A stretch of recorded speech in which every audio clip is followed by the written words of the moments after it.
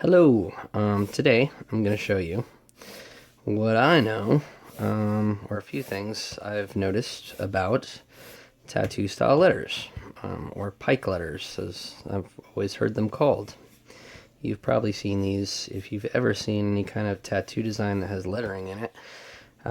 It's really one of the more common and legible fonts. It's easy to do small, it's easy to read, and it's not that hard to do. So I'm going to show you here. Basically, I'm going to write out a full alphabet while I ramble on about a few things I've noticed. Okay. First of all, when you're doing lettering, any kind of lettering, consistency is sort of key. It's not sort of key, it's totally key as far as I'm concerned. It's all about rules. Whatever your rules are for your letters, or whatever qualities you give to your letters, you have to do it to all of them. Meaning, basically, all your letters should be about the same size. They should be about the same angle, the same width, the same everything. Because your eye looks at all these little things and says, hey, the serif, these little ledges that you put on letters that are called serifs, hey, the serif on this one is in the middle and at the top and on the bar right there. So when I look at this G, I expect to see a serif in the middle and on the top and on this little bar here. So, and if I don't see that, then my brain kind of goes, hey, this isn't right.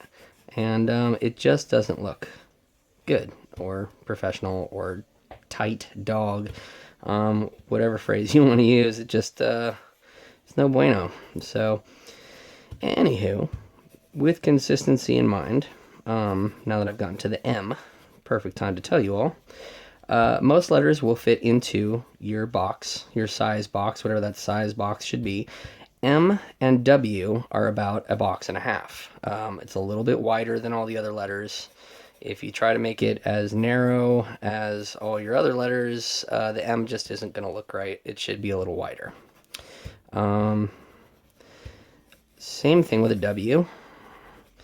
And the opposite, sort of, for I, the letter I.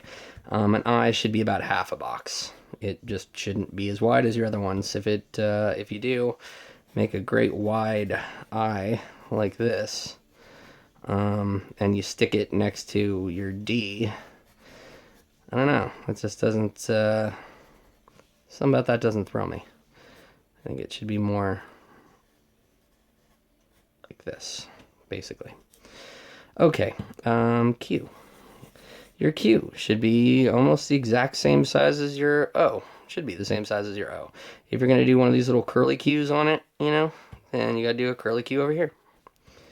All your letters should share the same characteristics. They should look like they're from the same family, which is why they call it a font family. At least they do in web design. S's, special note here. When you double line things, like an I, instead of doing it like this, the double line, in here you can tip shade or you can fill it solid, whatever you want to do. But with an S, the way that they look right is like this. Some people take what I think is the lazy way, and they make an S, and then they just put a line through it and shade and call it a day. But that looks silly to me. It should have one consistent piece in the middle that you can shade. And I think that looks a lot better. TUV. I know art's subjective, but there's just certain things that I think look right and wrong. Because when my brain looks at it, I can hear a car crash. Because my brain is just saying, no, not like that. That's not how you do it. So basically, when I look at great artists, whether it be lettering or anything else, my brain almost never says, wow, that's not how you do it. It says, wow, that's amazing. I can't believe they did it like that. I want to smash my hands. I'll never be that good. Which also is why when I make these videos, I sort of sketch everything. Because I grew up with two older brothers that both were artists, and I never thought I could do as good as them, and it was frustrating. It was discouraging, and I don't want to discourage anybody. This is a tutorial. You're gonna break some eggs. Tattoos, letters, art in general is never gonna look absolutely perfect. There's always going to be something to it. The more you build up your art muscle, the more perfect and refined all your stuff's going to look. You know, but that's what tracing paper's for. You can always go back and redo these and tighten them up.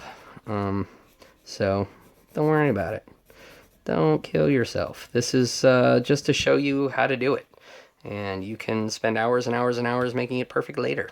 So I'm going to double these up real quick. A Y, this is how they should look. I've seen other people sort of, I don't know what they do. They weight this side and it just doesn't look right.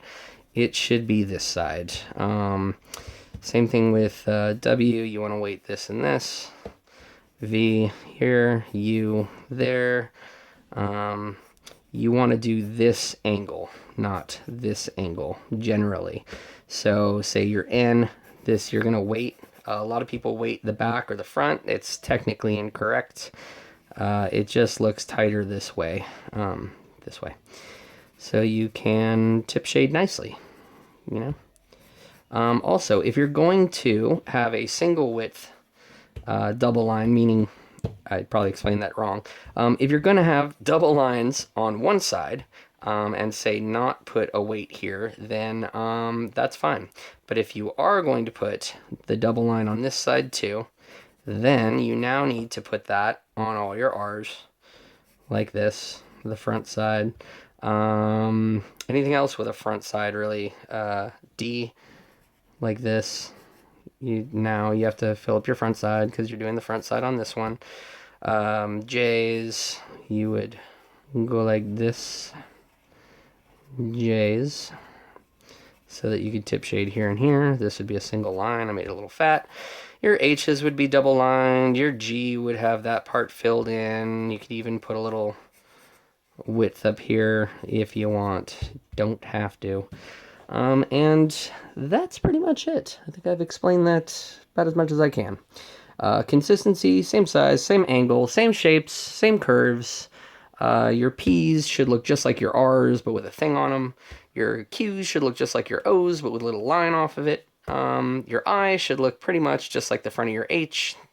If you get one letter, you should be able to build other letters from it. Like, say you were going to write out a whole word, but all you had was F. Well, you know the rule is this wonky double line here and the serif. So if you're going to make a K, well, that's easy enough. Go like this. And then they look like they're from the same font family because they follow the same rules. You can pretty much figure out any kind of font that way. As long as you figure out the rules, you know how to do all of them. So hopefully that helped. Leave question, comments, whatever you want to leave in the comments section. And I hope you like this video. I hope it helps. Have a nice day.